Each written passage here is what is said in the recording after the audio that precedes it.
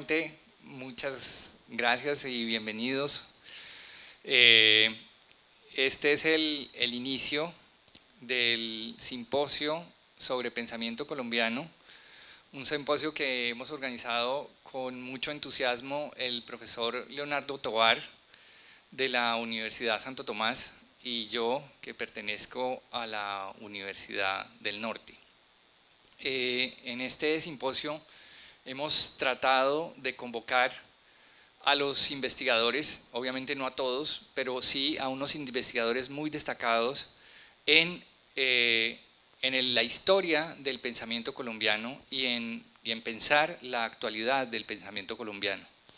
Entonces, quisiera leerles muy brevemente, es una cosa muy corta, el ideario, digamos, general del simposio. El simposio invita al debate sobre varias problemáticas complementarias. En primer lugar, la presentación y debate de investigaciones acerca de pensadores colombianos, su identidad como filósofos de su tiempo, sus contribuciones a la historia de la filosofía o la discusión misma sobre sus obras e ideas. 2. Trabajos sobre la historia de la filosofía en Colombia y de su enseñanza. Las instituciones, actores, metodologías y orientaciones ideológicas o políticas del campo de la filosofía en Colombia. En tercer lugar, trabajos de análisis filosófico sobre la historia y la cultura colombianas en diferentes momentos de la historia del país. Esto es, lecturas filosóficas sobre los debates intelectuales o los procesos históricos, económicos y sociales de la realidad nacional.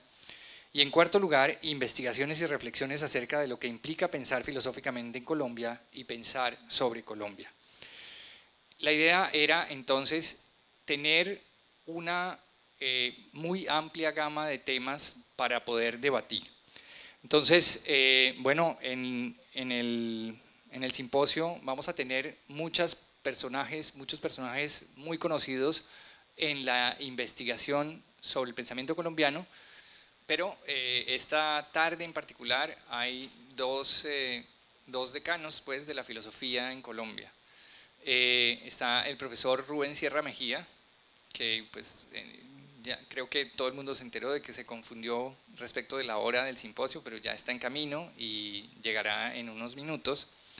Y está aquí a mi lado el profesor Jorge Aurelio Díaz, que muy amablemente se ofreció a comenzar, aunque no le tocaba realmente. Quisiera presentar al profesor Jorge Aurelio, aunque realmente es conocido de la gran mayoría de nosotros, fue profesor, creo, de muchos de los que están aquí presentes y también mío, fue mi director de tesis de la tesis del pregrado. Él es doctor en filosofía de la Universidad de Lovaina, magíster en teología de la Theologische Hochschule Sankt Georgen, creo que lo leí mal, pero ahí lo leí, licenciado en filosofía de la Pontificia Universidad Javeriana, y ha sido profesor de la Universidad Nacional de Colombia, la Universidad de los Andes, la Universidad Católica de Colombia, la Universidad Javeriana, el Colegio Mayor de Nuestra Señora del Rosario y las universidades de Venezuela, la Universidad Católica Andrés Bello y la Universidad Simón Bolívar de Caracas. Además es autor de numerosos libros y numerosísimos artículos y sobre todo es uno de los más reconocidos investigadores y promotores de la filosofía en Colombia. Entonces realmente no vale la pena que me escuchen a mí más presentarlo, sino darle a él la palabra. Bienvenido, profesor, muchas gracias. Bueno, muchas gracias. Como tenemos poco tiempo, vamos directamente a entrar en materia. La publicación de las obras completas de Danilo Cruz Vélez, editadas por el profesor Rubén Sierra Mejía con el patrocinio de la Universidad Nacional de Colombia, la Universidad de Caldas y la Universidad de los Andes, tenemos que considerarla como un verdadero acontecimiento editorial para quienes cultivamos la reflexión filosófica en Colombia. Y esto no solamente por el significado que tiene la figura de Cruz Vélez en el desarrollo de los estudios de filosofía en nuestro país, sino sobre todo porque constituye un valioso aporte a la consolidación de algo que considero fundamental para la filosofía, no solamente en Colombia, sino en todo el ámbito de la lengua española, a saber, la conformación de verdaderas comunidades académicas. Siempre he creído que en nuestro quehacer filosófico no hemos sabido aprovechar de manera adecuada la gran ventaja comparativa que tenemos al disponer de una lengua común que se extiende a lo largo de un muy amplio y variado conjunto de naciones. Si tenemos en cuenta además las facilidades para la comunicación de las que disponemos actualmente, vemos que la conformación de verdaderas comunidades académicas en nuestra lengua no tiene por qué ser una utopía. Ahora bien, una verdadera comunidad académica no solo debe interesarse seriamente por conocer y evaluar las obras de los contemporáneos, sino también por estudiar, valorar y analizar el legado de quienes nos han precedido. En este sentido, una obra como la de Danilo Cruz Vélez constituye sin duda un valioso aporte para la realización de esta tarea. Y aprovecho la ocasión para felicitar a los organizadores de este simposio sobre el pensamiento colombiano, que espero sirva de aliciente para quienes se interesan por la tradición filosófica de nuestro país. Voy a desarrollar mi intervención en dos partes. En la primera buscaré presentar los 6 volúmenes de las obras completas de Danilo Cruz Vélez, y en la segunda parte voy a retomar una crítica que tuve ocasión de expresar sobre la forma como Cruz Vélez, en su libro titulado El mito del rey filósofo, interpretó el compromiso político de Martin Heidegger con el nacionalsocialismo. En cuanto a los 6 volúmenes de las obras completas, creo que lo primero que tengo que decir al respecto es que al presentarlos estamos rindiendo homenaje no solamente a la memoria y a la obra de Danilo Cruz Vélez, uno de los fundadores del Departamento de Filosofía de la Universidad Nacional de Colombia y quien con su labor de maestro contribuyera de manera muy significativa a la consolidación del estudio de la filosofía en nuestro país, sino también a la labor editorial que ha venido realizando desde hace ya un buen tiempo el profesor Rubén Sierra Mejía, porque tanto Danilo como Rubén ocupan un lugar destacado en la historia de la filosofía en nuestro país, ya que uno y otro han sabido darle un claro sentido histórico a sus tareas de reflexión filosófica.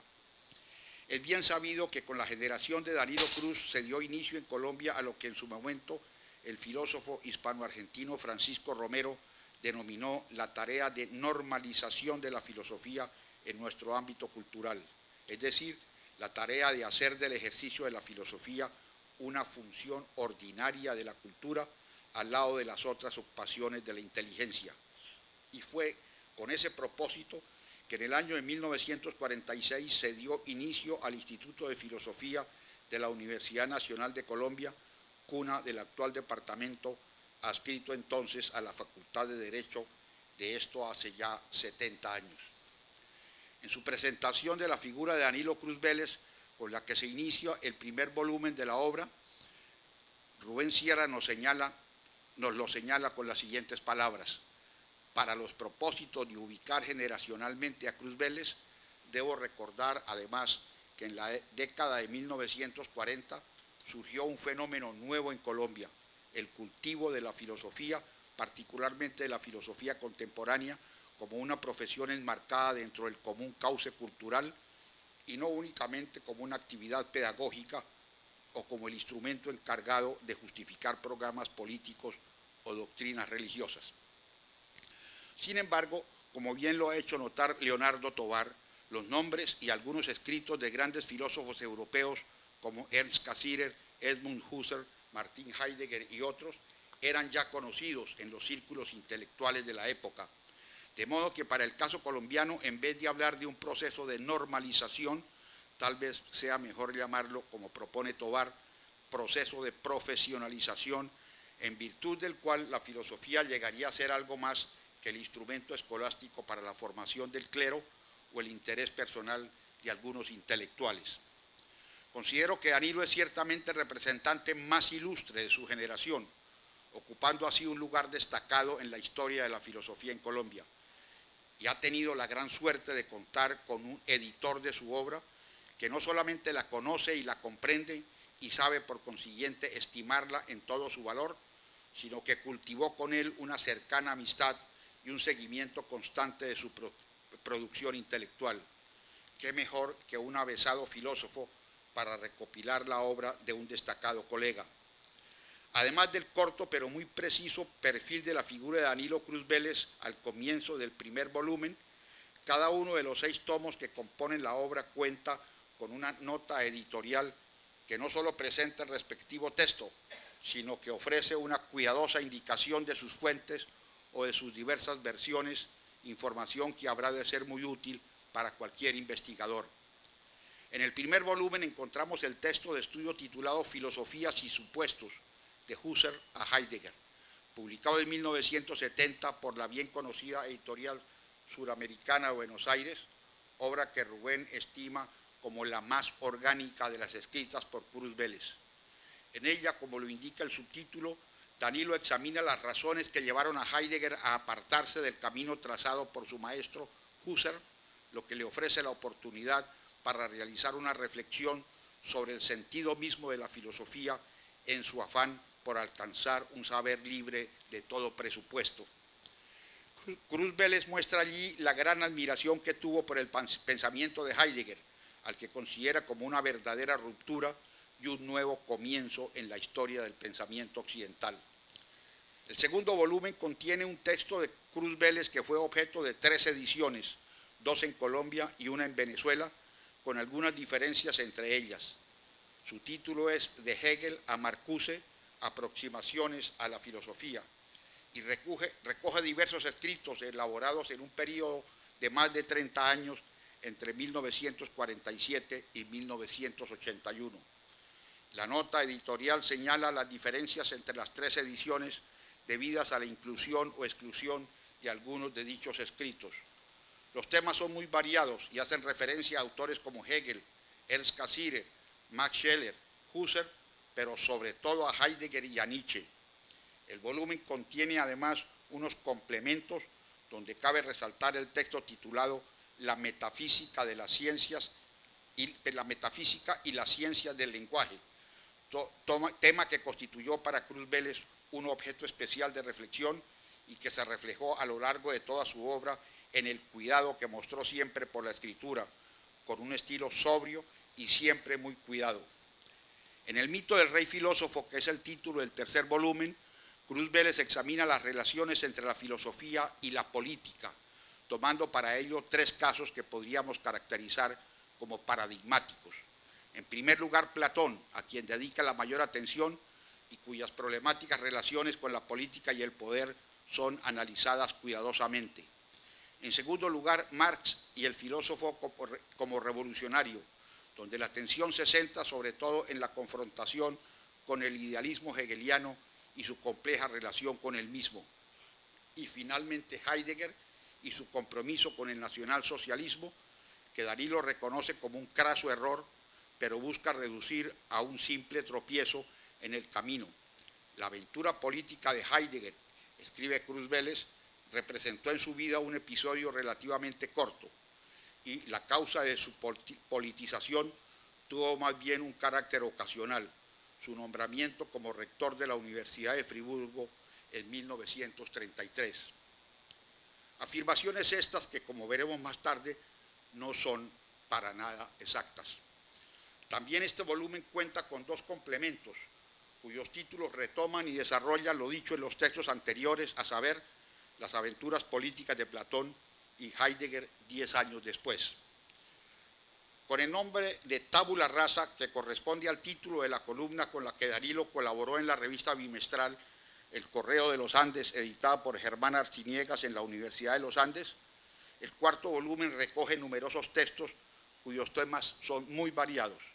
En ellos, como señala Rubén Sierra, se opta por abandonar la escritura estrictamente académica para acogerse a las exigencias de un lenguaje dirigido a un público que, aun cuando cultivado, desdeña los idiolectos especializados, entendiendo por estos no solo los términos técnicos, sino además las maneras expositivas y sus formas de argumentar. El libro se ordena en 3 partes que buscan conformar una obra orgánica. Sin embargo, como lo señala el editor, esa unidad se alcanza en parte, pero el libro no pierde la impronta de una agrupación de ensayos que responden, varios de ellos, a motivos meramente ocasionales. En una amplia sección de complementos se recogen algunos ensayos publicados en la revista que no fueron incluidos en el libro, pero que guardan relación con los temas del mismo. El misterio del lenguaje, que corresponde al volumen quinto, es el último libro que publicó Danilo Cruz Vélez, nos dice Rubén. No es una obra de unidad temática, es solo una agrupación de artículos escritos en diferentes épocas y que atienden a exigencias externas de naturaleza diversa.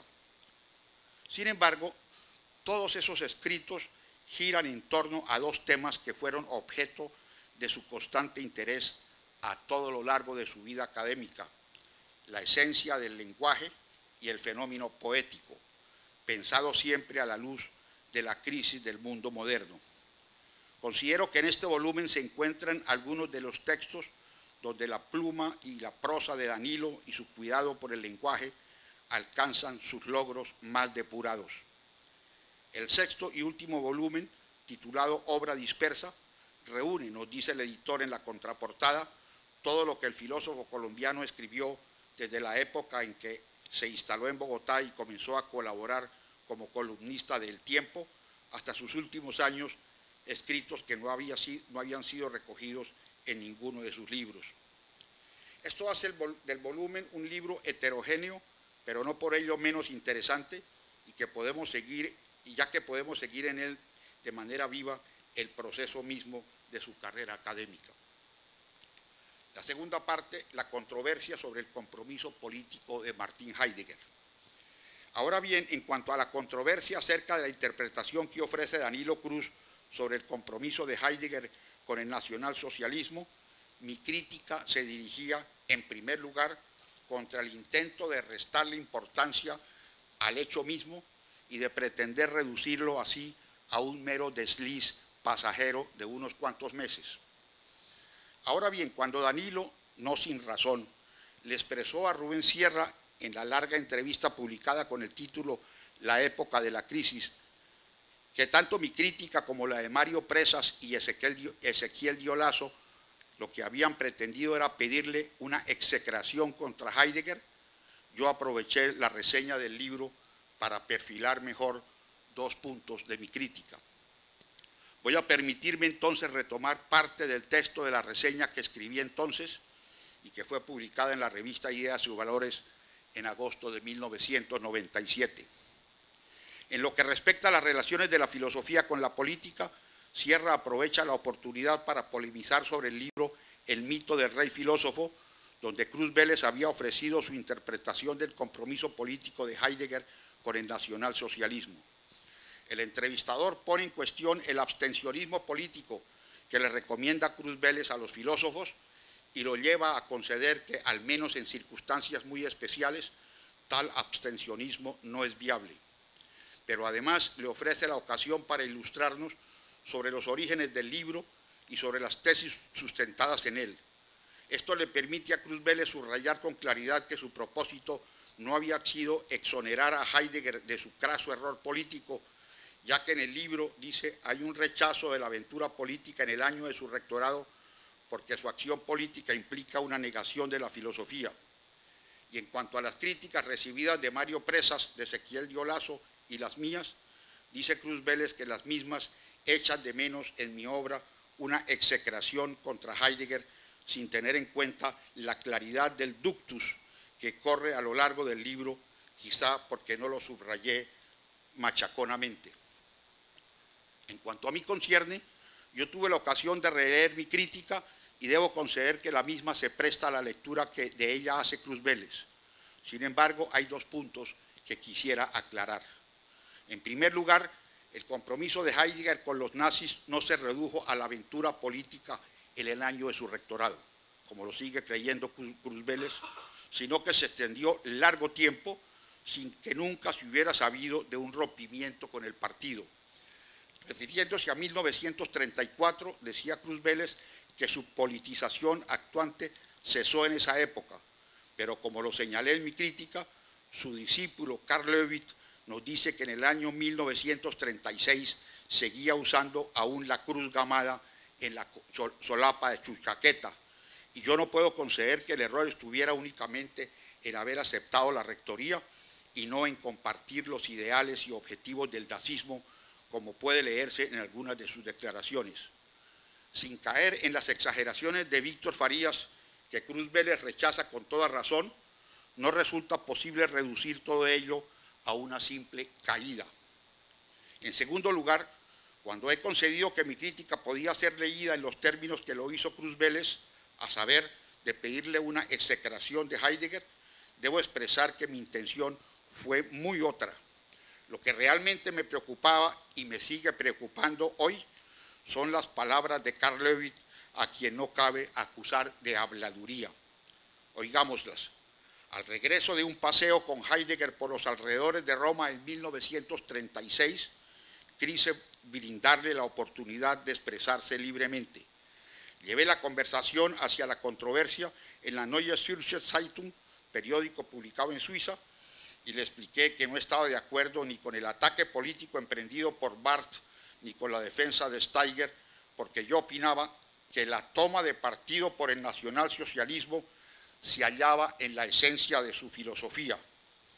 Estuvo de acuerdo conmigo sin ninguna reticencia y me explicó que su concepto de historicidad, de Geschichtlichkeit, era el fundamento de su compromiso político.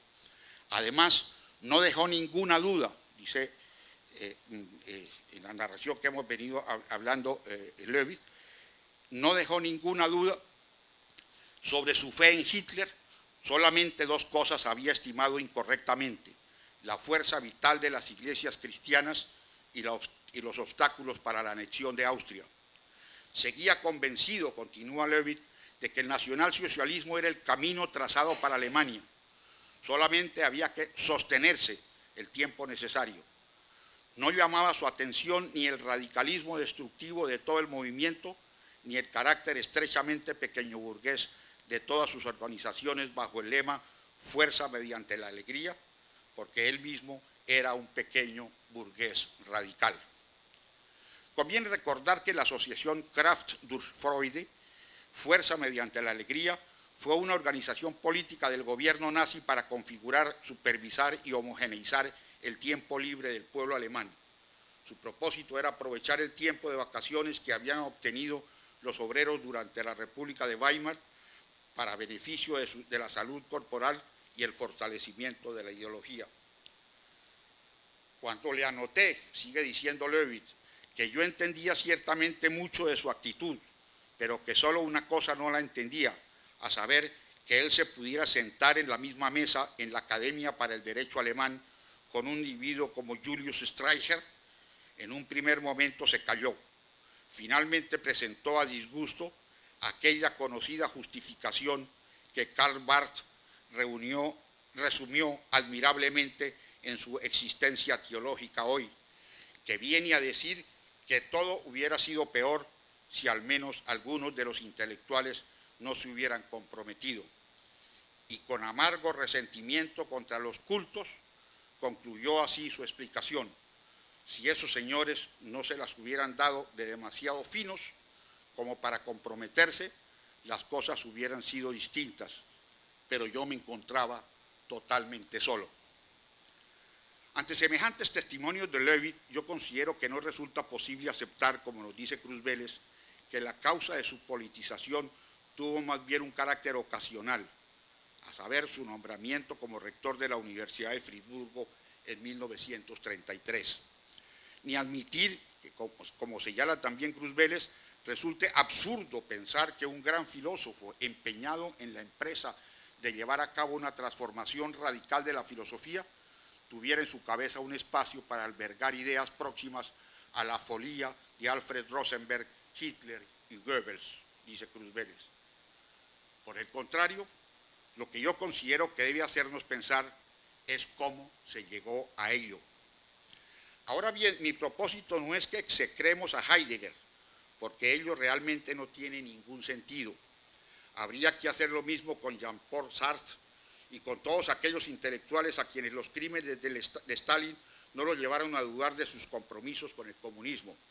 Y con ello no habríamos avanzado un ápice en lo que realmente importa, a saber, por qué esos hombres, cuya inteligencia superior resulta difícil de cuestionar, y dedicados por profesión a examinar con el mayor cuidado cualquier trampa en la que pueda caer nuestro pensamiento, hallaron que tales proyectos políticos resultaban tan atractivos, que no tuvieron reato alguno de conciencia para tolerar sus crímenes.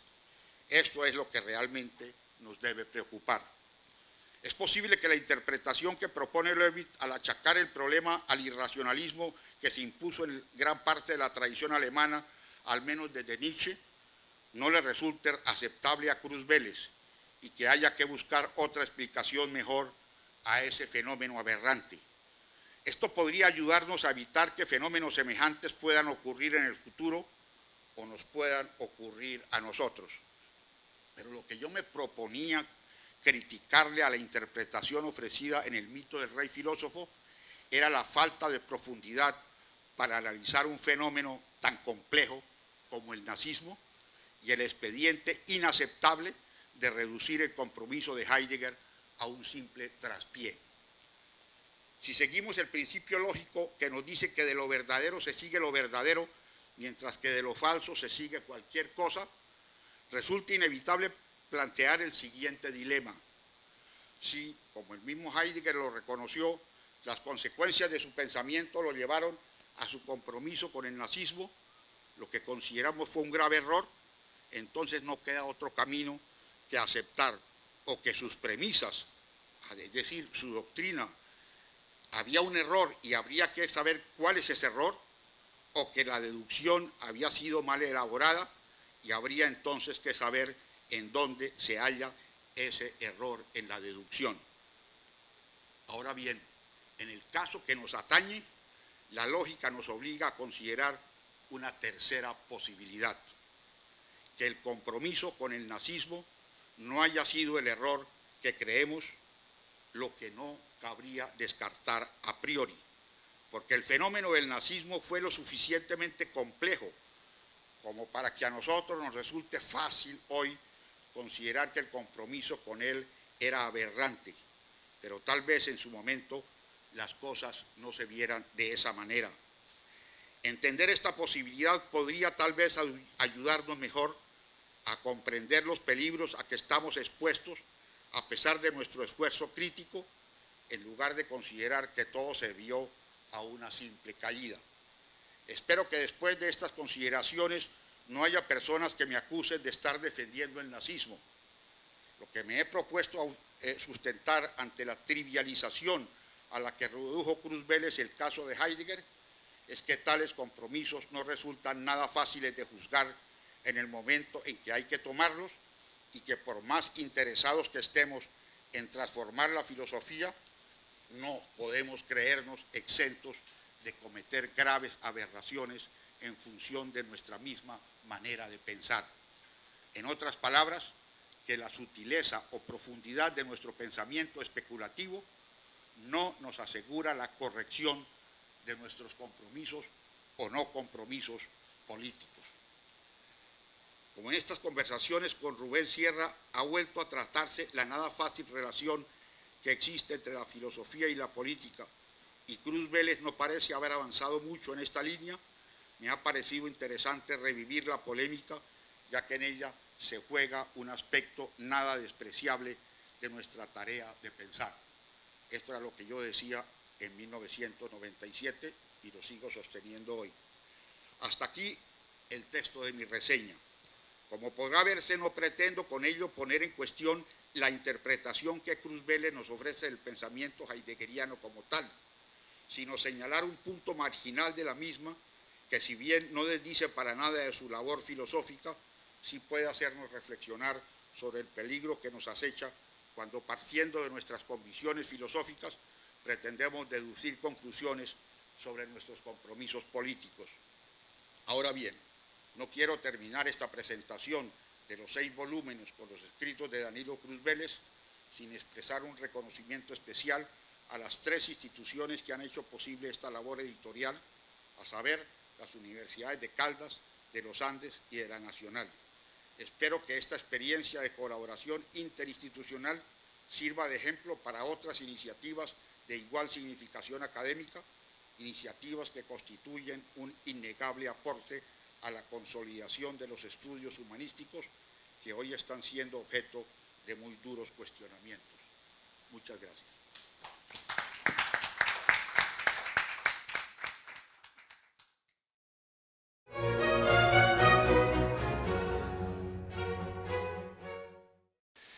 el profesor Rubén Sierra Mejía es uno de los investigadores y filósofos más reconocidos de la filosofía en Colombia, y como muy bien lo dijo el propio profesor Jorge Aurelio Díaz, es uno de los filósofos que ha hecho avanzar el campo general de la filosofía en Colombia, no solo haciendo filosofía, sino también haciendo investigación muy significativa que rescata y pone en una correcta dimensión los aportes de los filósofos colombianos del pasado, que primero sí existieron y segundo además hicieron aportaciones que perfectamente están a la misma altura de cualquier filósofo a nivel internacional. Entonces, haciendo la presentación del profesor, él hizo estudios de filosofía y letras en la Universidad Nacional de Colombia, estudios de posgrados en la Universidad de Múnich en Alemania, ha sido profesor de las universidades de Caldas, del Valle, la Universidad de los Andes, la Universidad Nacional de Colombia, donde fue también profesor mío. Estuve precisamente con él en un seminario de pensamiento colombiano, y es jubilado de la Universidad Nacional de Colombia. Es profesor de la Universidad de los Andes desde 1990, profesor universitario invitado en la Universidad Simón Bolívar de Caracas, catedrático en la Universidad de los Andes desde 1998, director de la Biblioteca Nacional entre 1988 y 1991, profesor y conferenciante invitado en algunas universidades en Venezuela, México, España, Austria, profesor emérito y honorario de la Universidad Nacional de Colombia, doctor honoris causa de la Universidad del Valle y de la Universidad de Caldas. Asimismo, al igual que el profesor Jorge Aurelio Díaz, ha sido director de la revista de Filosofía, Ideas y Valores de la Universidad Nacional de Colombia y director de la revista de la Universidad Nacional, entre otras cosas. Ahora, entre sus múltiples publicaciones, tiene una intensa y abundante producción sobre la filosofía en Colombia, con textos como precisamente esto, la filosofía en Colombia, las conversaciones con Danilo Cruz Vélez, las obras de Carlos Arturo Torres, y bueno, aquí no los tengo reseñados, sí los tengo: La crisis colombiana, reflexiones filosóficas, el radicalismo colombiano del siglo XIX y República Liberal, sociedad y cultura, así como La restauración conservadora, 1946-1957.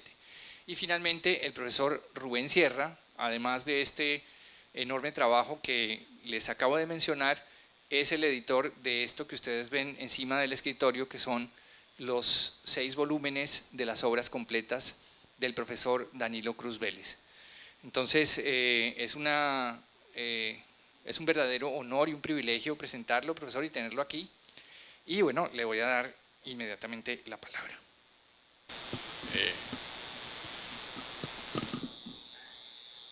Gracias.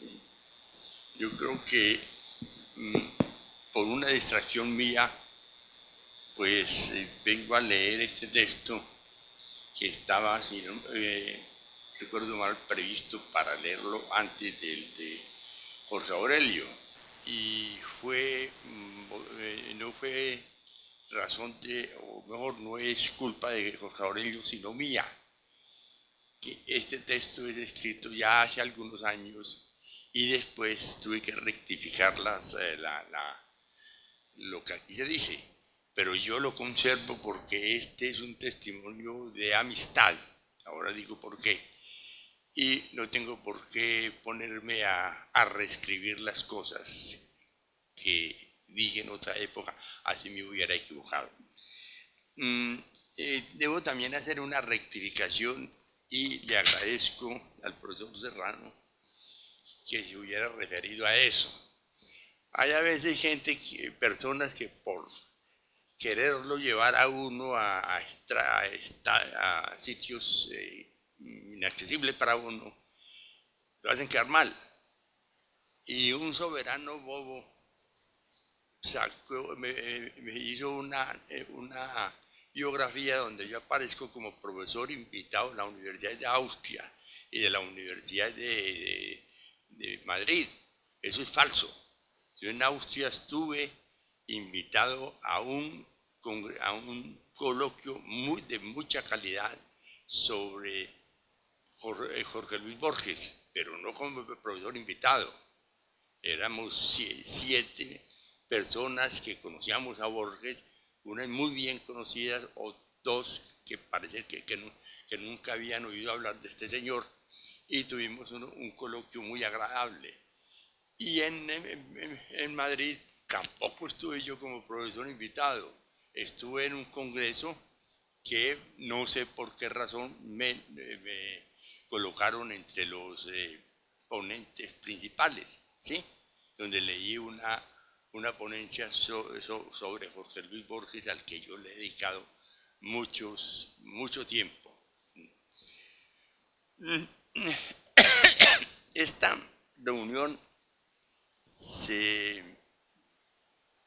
programó para entregar estos 6 volúmenes a la biblioteca de la Universidad del Norte. Yo los dejo acá porque buscamos ahora cómo entregarlos, y además entregar este pequeño libro que llama La época de la crisis, a la cual se refirió Jorge Aurelio Díaz. Este libro es viejo, ya él se refirió a él, pero con ocasión de esta edición la Universidad de los Andes quiso hacer una reedición que no modifica en nada la primera. Aquí están por unas conversaciones de varios meses charlando, y me voy a referir a ella. Yo voy a leer un texto que también puede parecer un poco contradictorio a favor de Jorge Aurelio con lo que dijo Jorge Aurelio.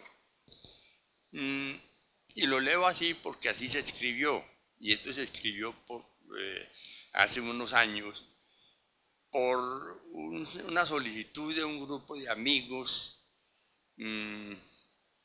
escritores, poetas, varios novelistas y artistas, pintores, que resolvieron un día invitar a escritores colombianos a hablar de una amistad, ¿sí? De que una amistad de cada cual.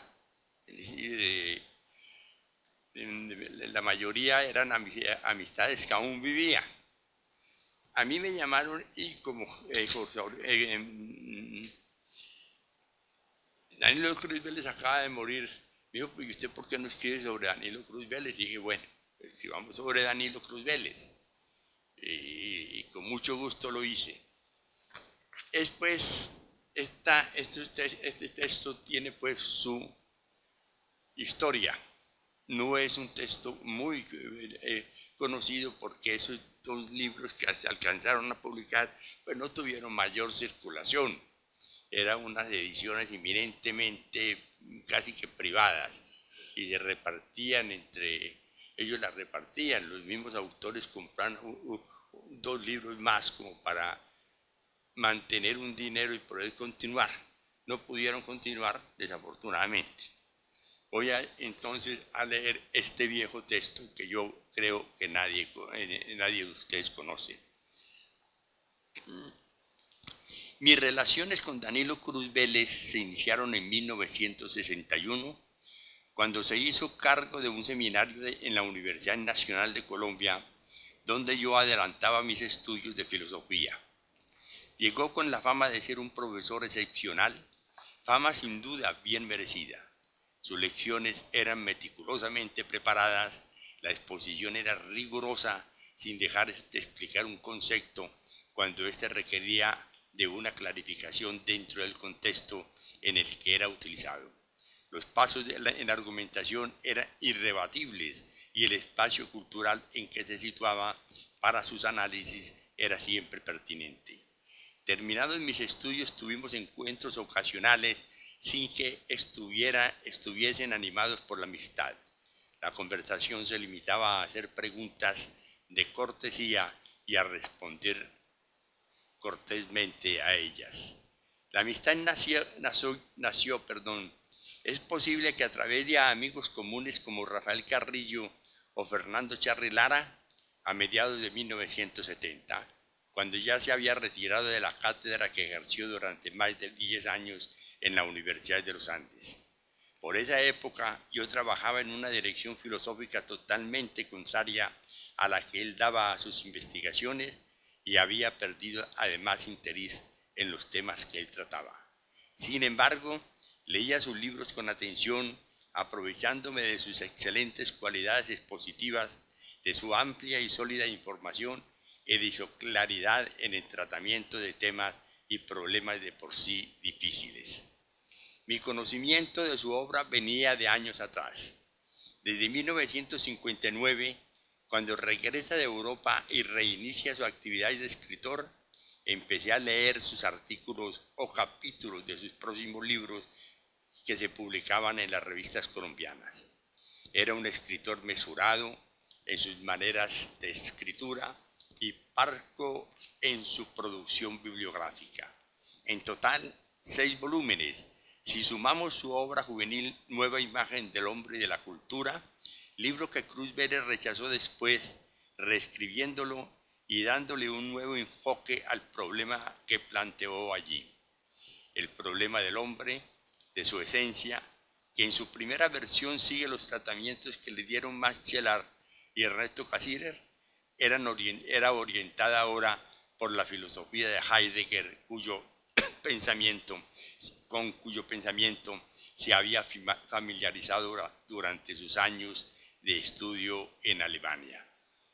Al hombre, como objeto de investigación filosófica, no meramente antropológica, se los estudia desde la existencia ahora, desde ese modo de ser del hombre y de la libertad o trascendencia como nombres fundamentales del ser de este ente. Pero no fueron solo distanciamientos con las tesis que sostuvo en aquel libro lo que lo impulsó a escribirlo de nuevo, sino además razones referentes a sus aspectos formales, pues, decía en 1976, ese primer libro adolecía de torpeza y mal gusto del lenguaje, un juicio que expresa la obsesión que puede observarse durante toda su vida de escritor, la búsqueda de un lenguaje limpio de idiolectos y de extravagancias sintácticas como llegó a ser común en la época. Hablamos varias veces sobre el tema y comprendí la razón de su lectura constante de los clásicos españoles y su aprecio para autores nuestros como Baldomero Sanín Cano, de quien admiraba su prosa sobria, precisa en la expresión del pensamiento y limpia de exuberancia retórica. Sus traducciones, aunque fueron pocas las que hizo, muestran también la severidad con que asumió la tarea de trasvasar al español un pensamiento para el cual todavía no se habían acuñado con propiedad en nuestro idioma los términos para conceptos forjados en otras lenguas. Danilo Cruz Vélez perteneció a una brillantísima generación que en todos los campos de la cultura, en especial de las artes plásticas, en literatura y en las ciencias sociales, mostraron a los colombianos caminos nuevos a la creación y al pensamiento, una generación que se sincronizó con los grandes centros de producción de conocimientos y de nuevas propuestas artísticas. Me refiero a la generación nacida en las inmediaciones del 1920, a ella pertenece Jaime Jaramillo Uribe, Virginia Gutiérrez de Pineda, en fin, Falborda, todos los que hicieron la nueva academia colombiana están en esa época. Me refiero a la generación nacida en las inmediaciones de 1920, que coincide con la que se congregó en torno a la revista Mito, aunque hay que reconocerlo, rebasa al grupo de escritores y artistas que colaboraron en ella. No podemos decir, sin embargo, que hubiera pertenecido al grupo de Jorge Gaitán Durán, Poco fue lo que Cruz Vélez escribió allí, en Mito. Su actividad como escritor y promotor de nuevas corrientes de pensamiento se centró en Eco, revista donde solía divulgar sus ensayos y traducciones, editada por el librero Karl Buchholz y promovida por exponentes de la misma generación de Mito. Tuvo una larga vida que va de mayo de 1960 a junio de 1984. La tarea de traducción de esta revista fue extraordinaria, sobre todo en sus primeros años. Por ellas se pudieron leer escritores desconocidos o poco conocidos en el mundo español, escritores alemanes, ingleses, franceses, italianos y aún de lenguas menos familiares como la húngara y la polaca. Llegó a ser también una revista de divulgación de la literatura latinoamericana, no solo aglutinando en torno suyo a escritores consagrados de la lengua española, sino además promoviendo a poetas y prosistas de las nuevas generaciones.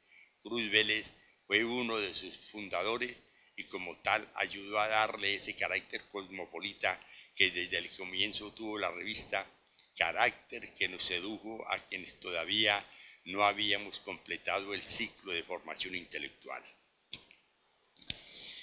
Sus obras fueron por lo general acogidas desde Cruz Vélez por la comunidad filosófica latinoamericana, sobre todo filosofía sin supuestos, que había comenzado a escribir en sus años de estudio en Alemania, pero que solo publica en 1970. Es un libro que tuvo una amplia acogida en América Latina, pero su alto concepto de la crítica lo alejó de tomar actitudes de rechazo a comentarios que pudieran señalar aspectos negativos de sus libros. Eran comentarios que leía con mucha atención.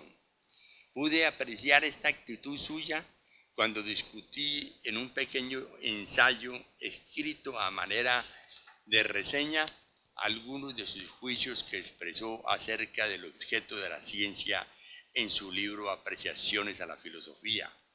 Y recuerdo su reacción a las reseñas que escribieron Jorge Aurelio Díaz y Rodrigo Zuleta sobre Época de la Crisis, el libro que recoge las conversaciones, las entrevistas que le hice y que publiqué en 1996. Aunque respetuosas, eran abiertamente reprobatorias de algunas de sus afirmaciones. Jorge Aurelio se refirió a Leidel, pero Zuleta tomó otro aspecto que fue su visión del modernismo en América Latina, sobre todo en Colombia. Aunque respetuosas, eran abiertamente reprobatorias de algunas de sus afirmaciones. Le envié cientos ejemplares de las revistas en que fueron publicadas. Me llamó enseguida, la leyó. Es grato ver que a uno se lo lee con seriedad, fue su comentario final. Otra reseña en exceso elogiosa, producto de una lectura superficial y entusiástica, simplemente la desdeñó. Antes de que se mermaran en forma considerable sus capacidades auditivas y que, como consecuencia de ello, empezara a padecer problemas de equilibrio al caminar, lo que lo condujo a un aislamiento de ermitaño, la comunicación con Cruz Vélez era muy grata, pues en nuestros encuentros o en las largas conversaciones telefónicas. Aunque fue avaro para revelar circunstancias de su vida y solía excluir los juicios de censura sobre personajes de la vida nacional o cercanos a nosotros que pudieran tener un matiz de animadversión, no dejó de hacer referencias a su pasado cuando llegaba el momento en que era oportuna la reminiscencia. Recuerdo sus alusiones amables y sinceras a su abuelo materno, a quien no conoció personalmente, pero de cuyas anécdotas disfrutaba. Quizás porque ambos veníamos de la misma región de Colombia y porque yo conocía las extravagancias de su antepasado, aludía a estas y a algunos episodios de su vida con cariño y con humor. Hombre adinerado, perdió su fortuna hasta morir en la pobreza por mal manejo de sus deberes crediticios. y los consiguientes pleitos que esto le ocasionaron. En una ocasión me leyó aparte de la simpática crónica que escribió Rodrigo Jiménez Mejía sobre don Antonio, este era el nombre de su abuelo,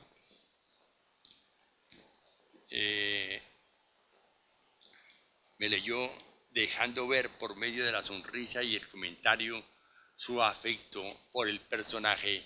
Algunas de sus ocurrencias o respuestas eran sin duda estupendas, de un talento espontáneo indudable. Cruz Vélez no fue solo un filósofo, fue un hombre de amplia cultura literaria, lector permanente de poesía y amigo de poetas representativos de Colombia, de su generación y de generaciones posteriores. En nuestras conversaciones o en reuniones con amigos solía aludir a los poetas de su preferencia, colombianos o extranjeros. Con algunos de los nuestros llegó a trabar una sólida amistad, pero de todos ellos fue Aurelio Arturo el que más lo impresionó, a quien consideraba como uno de los más grandes poetas nuestros, solo comparable con José Asunción Silva. Con ocasión de su muerte, le dedicó un ensayo interpretativo, Arturo en su paraíso de palabras, que recogió en su último libro, El misterio del lenguaje, y donde se detiene a analizar el sentido del título mismo del poema más conocido de Arturo, Morada al Sur, el sur, símbolo del país de la infancia y la adolescencia del poeta, de donde fue arrojado por su adverso destino en una situación prosaica, lejos de ese ámbito primero de su existencia. Este Arturo, siempre alejado del mundo social y de las reuniones, así fuesen de hombres de pensamiento o artistas de la palabra, fue el amigo con quien Cruz Vélez, también retirado en la soledad de su biblioteca, pasaba largas horas conversando de literatura en los cafés de Chapinero, el famoso barrio de Bogotá. Nunca asistí a una conversación entre ellos y fueron pocas las veces que tuve la ocasión de aproximarme a la mesa que ocupaban a darles un saludo. Danilo Cruz Vélez se formó a conciencia para asumir el ejercicio del pensamiento filosófico con un profesionalismo que en Colombia no conocíamos antes de él, y aunque fue un excelente profesor, se marginó muy temprano de la cátedra universitaria y tuvo trato muy reducido con los filósofos posteriores a su generación. También dejó de escribir artículos como los que publicó en el Correo de los Andes, que lo acercaban a un público que no era estrictamente académico.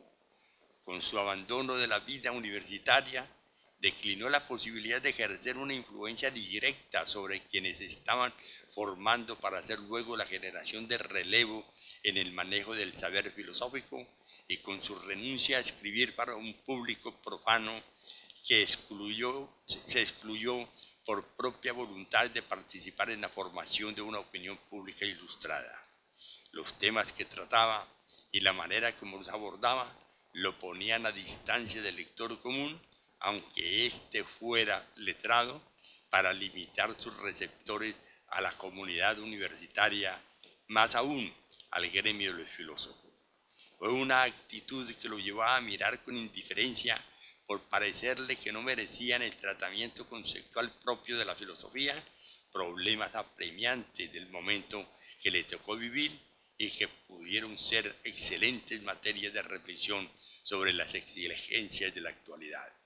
Opinaba en privado que eran temas que pertenecían a otras esferas del saber, con mejores herramientas teóricas para sus análisis y para proponer soluciones pertinentes y relevantes.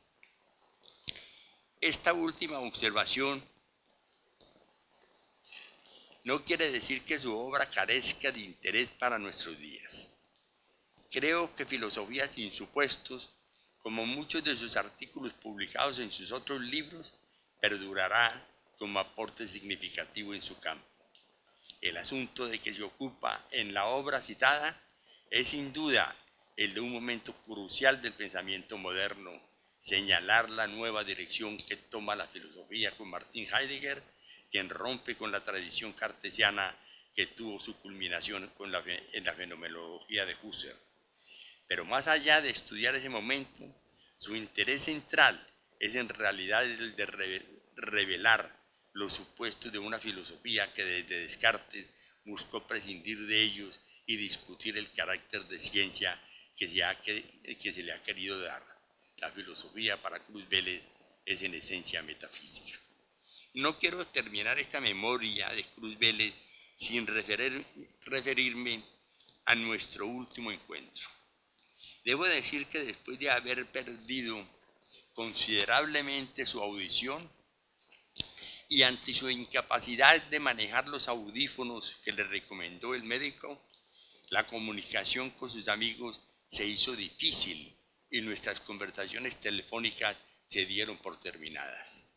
Solo cuando ocasionalmente nos encontrábamos en alguna calle bogotana en los alrededores de Uniandes,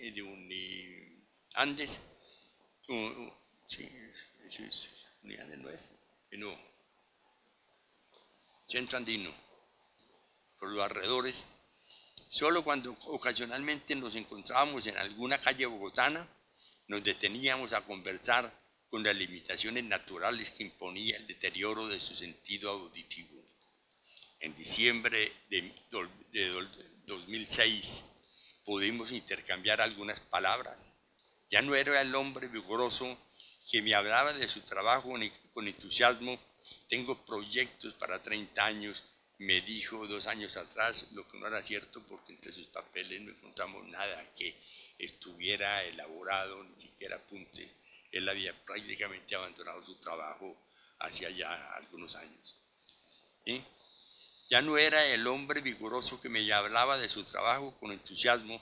Tengo proyectos para 30 años, me dijo 2 años atrás, sino un anciano quejoso porque la edad no le permitía rendir en sus proyectos de escritor.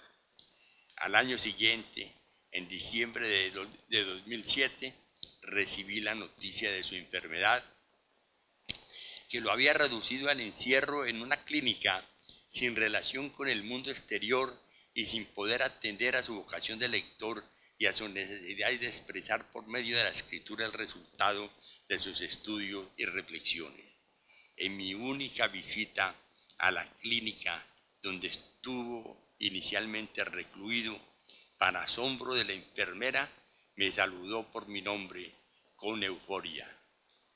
Pero después de unas palabras inteligibles, no más de 3, en su esfuerzo por decirme algo, solo lograba emitir balbuceos, sin que me fuese posible descifrar de ese bla bla bla indiscernible una sola frase coherente, un solo pensamiento, un solo deseo. Sin duda quería decirme algo, pero no lograba que el lenguaje expresara lo que su cerebro estropeado no alcanzaba a organizar con claridad. 10 minutos después de mi saludo, al despedirme, me di cuenta que ya no me reconocía, pues solo atinó a decir, ¿qué hace aquí? Era sin duda la pregunta que le hacía a un intruso. Gracias.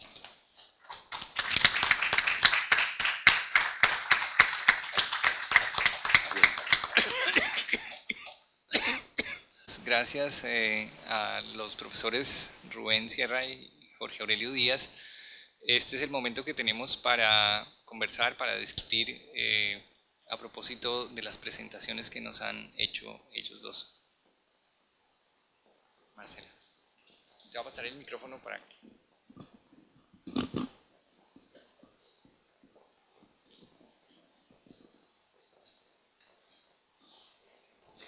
Gracias, profesor.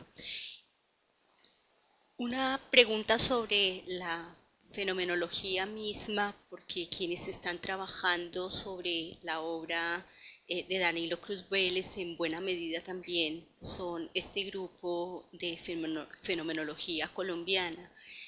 Danilo Cruz Vélez tuvo en algún momento la intención de tener una digamos, un grupo con quien intercambiar o no existía para la época, en nuestro contexto, estaba solitario en este esfuerzo.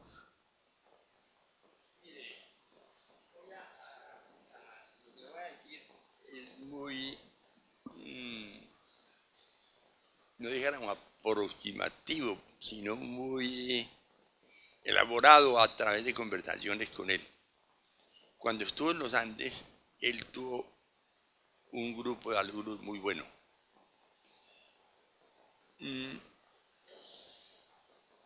Uno de ellos llegó a ser una persona que se formó bien en Alemania cuando le llegó su tesis y me la mostró. Él era apellido Lleras, Fernando Lleras creo que me la mostró con mucho entusiasmo. Pero él se retiró de la filosofía y se dedicó al psicoanálisis y trabaja como psicoanalista en Viena. Y eso pasó con prácticamente todos los alumnos de él. Se fueron retirando de la filosofía haciendo otras cosas. Uno de ellos que yo lo alcancé a conocer, pero no a tener amistad porque yo me iba y él llegaba, que tenía un problema de tartamudez, no como la mía que es manejable, sino que no era capaz de pronunciar una palabra, que terminó suicidándose. Se dedicó mucho al licor y se suicidó. Y fueron así todos. En realidad él fue un maestro desafortunado, que no logró organizar un grupo, ¿sí? Y lo último, que retirarse, para mí, haberse retirado de la academia, estaba en la Universidad de los Andes, lo afectó mucho, aunque nunca, cuando yo le preguntaba, nunca enfrentó el problema, decía que no quería dedicarse a escribir. No era cierto. La academia le estaba imponiendo, y eso lo sabemos nosotros, que mientras uno está en la academia, esa academia nos está imponiendo la obligación de escribir y la obligación de intercambiar ideas con nosotros. Yo en este momento lo veo, yo tenía siempre como un trabajo, como una pasión lateral, que era el problema del pensamiento colombiano, no como tradicionalmente se hace, sino que ver cuál ha sido el pensamiento de los grandes movimientos colombianos. Y he venido a hacer eso cuando organicé un grupo, y no obstante las bellaquerías que hace la universidad con uno, lo mantuve, quiera si o no se mantiene, y el curso está ahí, y por eso cada 4 años puedo publicar un libro, ¿sí? Entonces eso le pasó a Danilo Cruz Vélez, y eso no, prácticamente alumnos él no tiene, no hay alumnos en Colombia de él. Para mí una lástima, porque sí fue un hombre una información muy buena, un orientador maravilloso en la cátedra o por fuera, porque era siempre muy accesible para muchas cosas.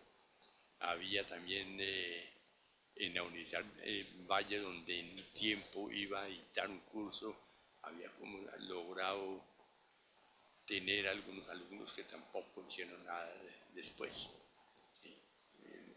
Lo que yo tendría que decirle, que ese es un problema, yo creo que en gran parte de la universidad colombiana, ¿sí? Que exige con ciertas exigencias que impiden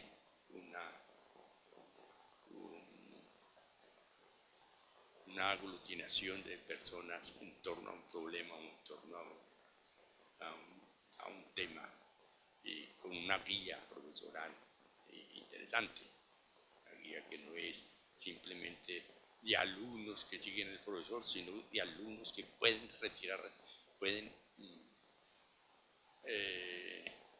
pensar en contra del profesor.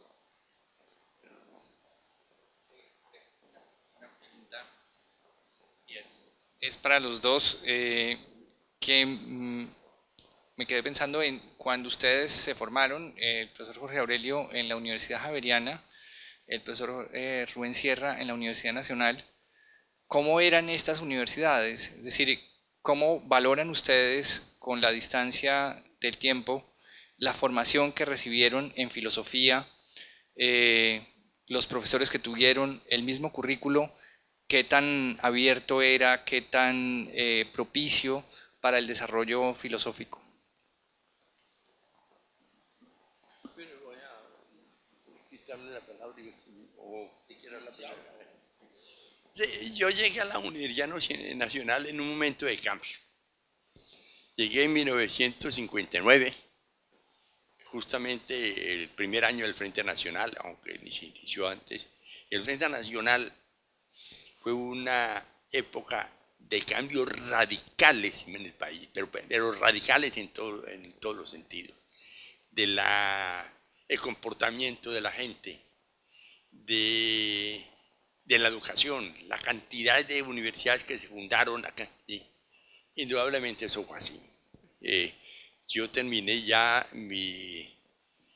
como dijéramos, la investigación, ahora estamos escribiendo sobre eso, de mi grupo, sobre el Frente Nacional, y fue impresionante, impresionante lo que pasó allí.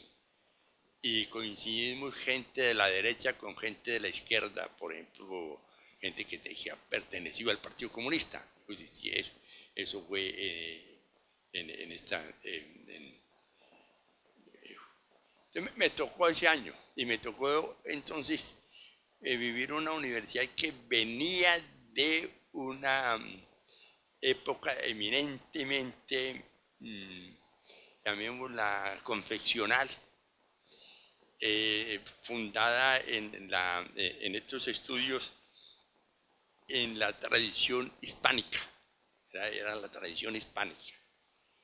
Y vino un cambio porque llegaron unos nuevos profesores que empezaron a cambiar las cosas sin tener que cambiar programa ni nada, pero ya era otra cosa, ya se hablaba de la filosofía del siglo XX, ya se podía hacer cosas nuevas. No voy a decir que hubiera sido una gran universidad o una gran facultad, no, todavía estaba lo anterior, pero sí abrió puertas en ese momento.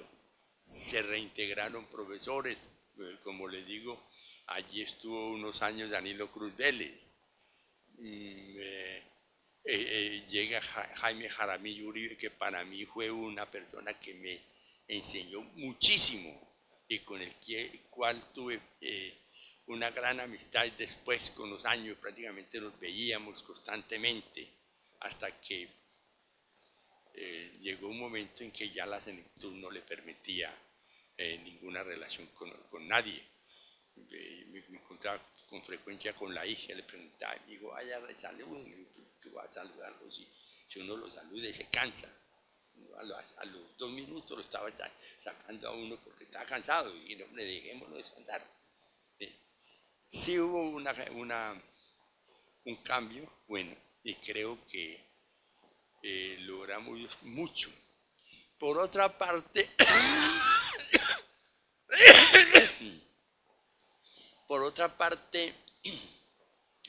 fue un momento de una gran agitación de ideas en el país, que se manifestaron a través de las revistas. Por ejemplo, la revista Mito, era una revista que se había fundado un poco antes, pero que estaba mostrando una serie de cosas completamente nuevas. La revista Eco fue para nosotros de un valor altísimo por las cosas que publicaba, donde estaba todo este grupo, más otro grupo de europeos que estaban acá. Se salió otra revista de Francisco Posado que duró muy poco, en fin, pero sí hubo un cambio notorio en ese momento. y un cambio notorio que nosotros lo aprovechamos. Pero si yo comparo ese momento con el que hay ahora, pues el que hay ahora es mucho mejor. ¿Sí? Pero el que hay ahora es producto de esa idea. ¿Usted? Bueno, no, mi experiencia filosófica sí es muy distinta a la tuya.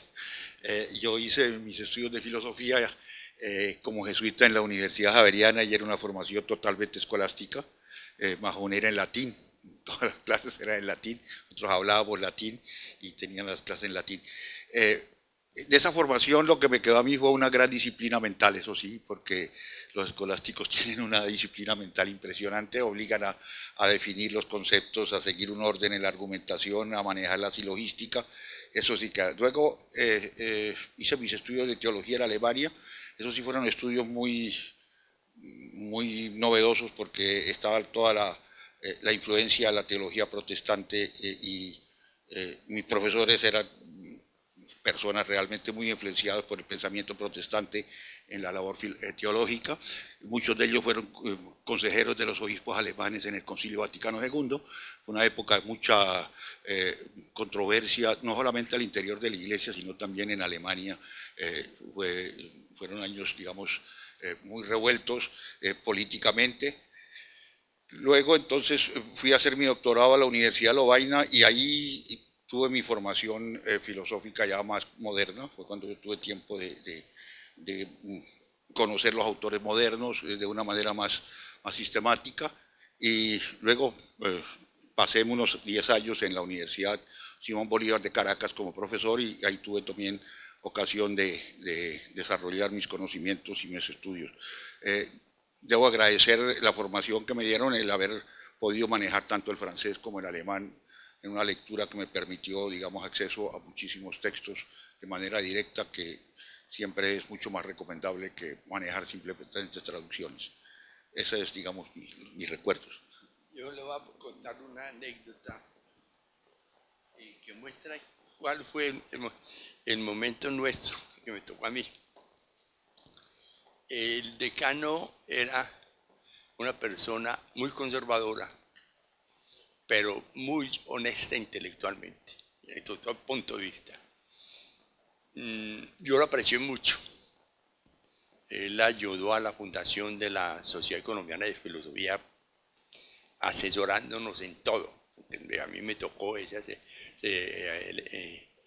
llamarlo varias veces para que me dijera cómo podía obrar en los trámites para la personería jurídica, que era Cayetano Betancourt, conservador, católico, porque él entre sus artículos planteó el problema de si, por ejemplo, Heidegger podía ser nocivo para su catolicismo. Y como pensador conservador, él tiene un artículo que me parece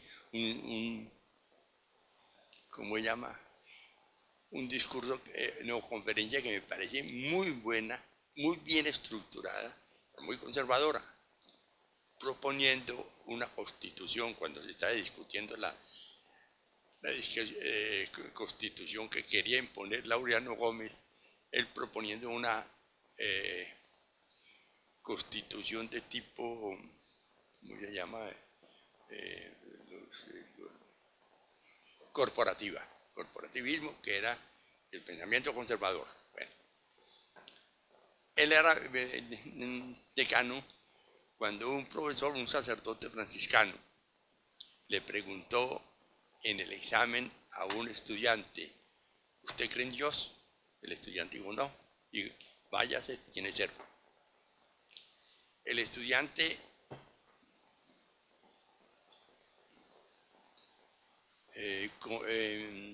apeló al consejo de la facultad y este decano llevó muy bien la cosa, se estudió el caso y se concluyó, no hubo examen.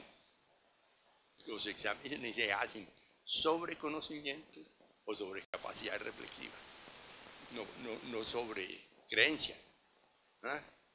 anularon el examen, cosa que no le gustó al profesor, y llamaron otro jurado que le dijo, hombre, usted tiene que prepararse en estos temas. La bibliografía es la bibliografía está ahí. Cuando termine de estudiarlo, venga y le hacemos el examen. Después le hicieron el examen y fue un examen bueno. Entonces había gente conservadora, estaba ese, pero había otro que nosotros conocemos que ya era la caverna total. Pero sí, estábamos con este tipo de profesores, con otros que eran eminentemente, llamémoslo, libres pensadores o la tolerancia necesaria para pensar, como Jaime Jaramillo Uribe, por ejemplo. Entonces, no me choca haberme tenido que enfrentar a esa situación, sí, pero me enfrenté, o me tocó eso. Pero ya la cosa después cambió mucho. Y yo no conozco, pues estoy ahí en filosofía, pero yo no me entero nada porque si no es un profesor como que éramos. No. Quisiera aprovechar la ocasión y la pregunta para rendirle un homenaje a Rubén. Yo quiero señalar que de mi experiencia en el Departamento de Filosofía de la Universidad Nacional, una de las lecciones más importantes que yo le doy a Rubén es su tolerancia militante, su respeto a la academia y a la diversidad. En el Departamento de Filosofía hemos tomado parte personas de muy diversa pensamiento y actitud y todo, y él siempre supo diferenciar entre las relaciones personales y las relaciones académicas. Las relaciones académicas van en otro sentido completamente de que nuestras amistades son amistades personales, y eso creo que ha sido una marca en el Departamento de Filosofía que él dejó y que espero que siga continuando en el departamento. Gracias. Bien, se nos acabó el tiempo, pero antes de terminar, de verdad quiero agradecerles a los dos haber venido. Quiero especialmente agradecer a nombre de la Universidad del Norte el regalo tan especial, que no solo es especial, sino que es además de los libros, la inspiración que nosotros hemos recibido como alumnos de ustedes. Otra pregunta que yo hubiera querido hacerles, pero quizás ya no tenemos tiempo, es precisamente esta de cuál fue el maestro inspirador o su momento en el cual, digamos, una lectura o una misma clase los llevó a ir un poco más allá en su formación. La iba a hacer básicamente precisamente para hacer una especie de homenaje a los dos, porque yo aprendí mucho de ustedes. Quizás como a muchos de sus alumnos ustedes no los recuerden a todos, y probablemente a mí en particular tampoco, pero igual obviamente yo sí a ustedes, y con muchísimo aprecio, y de verdad fue una inspiración para adelantar trabajos. Yo hice la tesis con el profesor Jorge Aurelio, y mi tesis de doctorado surgió del trabajo que hice en el Seminario de Pensamiento Colombiano, por una evolución muy posterior y muy, digamos, como por muchas fases que siguieron posteriormente. Pero entonces, sencillamente termino con esta como reconocimiento y con un gran agradecimiento por su asistencia a este evento. Y espero que a los pocos que quedan, pues bueno, muy invitados a que sigan con el simposio. Igual estamos haciendo las grabaciones para que el testimonio de estas reuniones quede para todos. Muchísimas gracias.